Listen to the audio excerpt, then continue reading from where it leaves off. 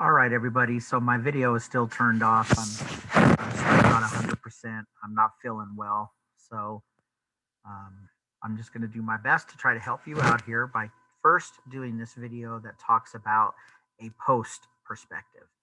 So we got to barely touch on this when we were together in class, and we talked about this being an after perspective. So if we say post feminist perspective, we would be talking about a world in which we conceptualize that feminism is no longer a important perspective or minority or marginalized community to think about. And we would first look at some systemic successes. So women graduating with postgraduate degrees at a higher rate than men do. Women that are now all the way ascended to even the VP role in government, that they're increasingly more and more political representation, more businesses that are owned by women or CEOs that are women, the fact that they can vote, have rights over their body, rights to divorce, rights to live without being married and still find a way to have economic income. So these would be some things that we would look at and say a post perspective is valid. But it would ignore maybe some systemic issues that still exist. So a post perspective also centers the individual. So it would say, for example, if a woman doesn't succeed, whose fault is it? It's the woman's fault. Places the entire blame or praise on the woman herself. So the individual becomes worthy of praise. So it ignores systemic issues and maybe even celebrates the systemic successes and ignores contemporary systemic issues and places the individual at the center. Similarly, we talked about the post-racial perspective.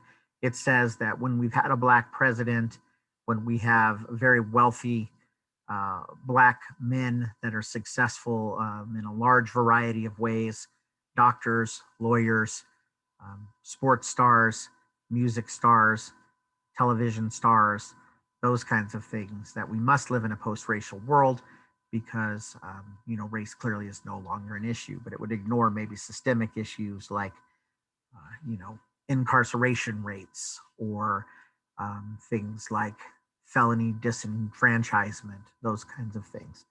So, and place the blame or praise on the individual. So the video that I played for you all in class was the video, the 84 Lumber commercial, where an excerpt was played during the Super Bowl, and then the entirety of the video, there was a link to the entirety of the video. So let me see if I can bring that up. So we got to play that and have a very brief discussion on it. So here's some things that I would like to talk about on the post perspective that's emblematic in here. First off, I think some students had already even noticed that the closing line, and a lot of times anchoring text is a really great way to see the thesis of a either visual ad, television ad, or really any kind of like thematic production. And it says the will to succeed is always welcome here. So do these women have the will to succeed? The mother and child, do they have the will to succeed? Absolutely. I mean, they've traveled miles and miles. They've risked much along the way, suffered. They've been cold. They've been thirsty. They've been alone, that kind of thing, but yet they're courageous and they have a will to succeed. And so the message is, come on over here to America, because if you're really desiring success, we're going to help you with that. So definitely a post perspective in centering the individuals. But let's look at some of the systemic issues that are ignored. So here's our happy ending. The women charge through this door, and that then it cuts away to the man in the truck. But why is this a happy ending? Do they have jobs? Is 84 Lumber going to hire them? Do they now have water? Do they have a place to stay? So the centering of the individual is concurrently also ignoring the systemic issues that exist. So a post perspective ignores the systemic issues. Now let's look at some of the hidden racist themes that are in artifacts like this. So we will be looking at Akeelah and the Bee, which is definitely a heartwarming film, and it can be both heartwarming and racist at the same time, depending on what kind of lens you want to put on. So let's go back here to the beginning. We get this cutaway shot of a small town, which to Western eyes is, probably the first pitch that this might be an impoverished area. But let's just look a little closer. Do we have electricity? Yes, we do. Does it look like, the homes are in relatively good shape to where they would at least keep you warm, that they would, provide good experiences? Does the area look particularly dangerous? So we come in already. This is the only shot we need in order to buy that these women better leave. But really examine, why do they want to leave? Well, do they have beds? Yes. Pillows? Yes. Blankies? Yes. Does it look like they're in a loving home? Does mom and daughter love each other? Yeah. They have snacks that are around, warm socks that are there. When they're leaving, they have family photos that are there. Looks like a pretty happy life. But we, as Americans, it doesn't take much for us to believe that Mexicans want to leave Mexico. So they don't have to do a lot of work to convince us that they have to leave. But if you really look at the life that they seem to be having, at least visually in this commercial, it's a valid question to ask, why would they want to leave? Looks like Grandpa is there. Grandpa loves them. Got a warm bed, comfortable home, doesn't look like a particularly dangerous area, that kind of thing. But yet it takes no work for us to see that they're leaving along the way. So the idea that minorities have to leave their homes in order to have a hope for success is embedded in a lot of minority poverty stories. So it's one of the themes that's identified in this week's work, the hidden theme of racism, on the idea that flight is embedded in a lot of poverty stories. So let me go really quick into our course shell, and we'll look at those 4 themes. I'm not sure if the 84 Lumber is going to have every single one of those themes, but let's at least look at a couple of them. So, fleeing their community, a sports emphasis. I can't say that in this 84 Lumber commercial, looking back at it, that I see any real sports themes. And so that might be maybe a little more peculiar to Black stories, that sports are centered in Black stories in a way that they aren't for other minority communities. I don't think that's in there.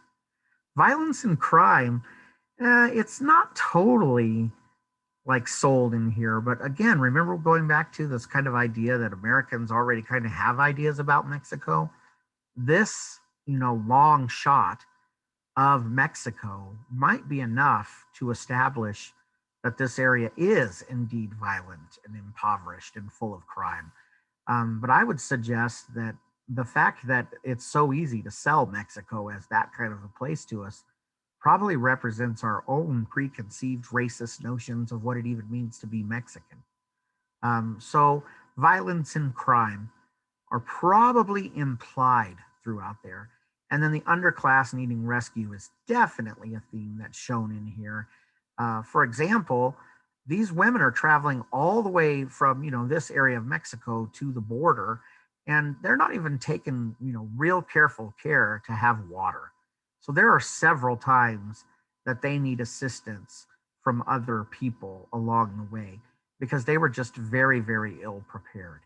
But in particular, the chief rescuer is this white man here at the end that we get to see. Maybe it was a little bit.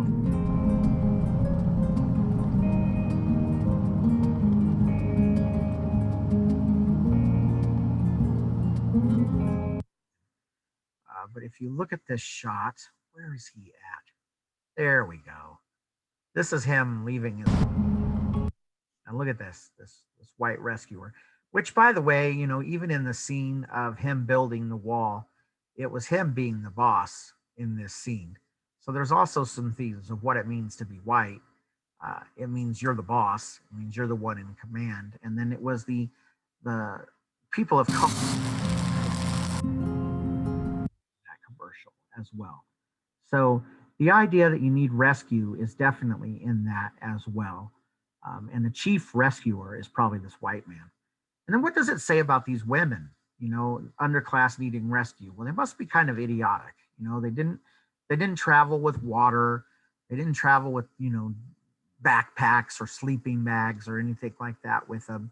And then in addition, they are just completely shocked when they get here and they see this massive wall.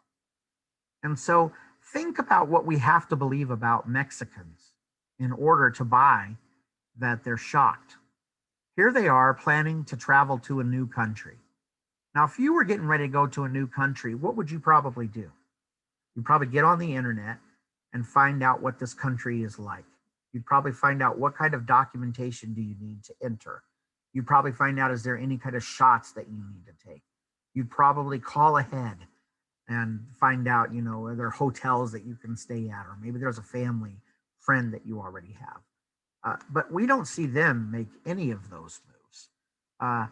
They're just basically going out blindly pursuing a new life, which we don't really have good reason to believe they should even want a new life, and ultimately relying on a white man to build them a door. And so the idea of the underclass needing rescue. And 84 Lumber is pretending to be the rescuer here. But does 84 Lumber have programs that, minority management programs? Is that what they're known for? Is for promoting minorities to positions? Do they work with immigrants that are coming across the border without proper documentation? Are they hiring them? So they're pretending sort of to be the supporter and rescuer in here. That's what they want us to believe, but systemically, they are not. Okay, so this is me trying to give you an example of these 4 hidden themes that exist often, even in minority stories where they are heartwarming. So Akeelah and the Bee is absolutely a heartwarming tale. I'm not trying to tell you that it isn't. I'm just telling you that concurrently, it does also have those 4 themes. So that's your job this week, is to watch Akeelah and the Bee. And I do have the scholarly article that's loaded right there in our course shell as well that you can click on. And then I also want you to watch Winter's Bone. And the reason why I have Winter's Bone in there is because this is a story of white poverty. And so then I would be asking you the question in Winter's Bone, are the same themes present in white poverty stories as they are in black poverty? So for example, is there a sports emphasis? By the way, The Man Who Knew Infinity, I had that loaded, and I just can't play those swag videos in these recordings that I'm making for you. But it's an example also of the consistency of these themes across people of color. So The Man Who Knew Infinity features a man from India, an Indian, and he knew a lot about math. And there's about 7 scenes in the movie that tell you the reason why he's good at math. Usually, white success stories tell you that the reason why the person is good at what they're good at is because they worked very, very, very hard.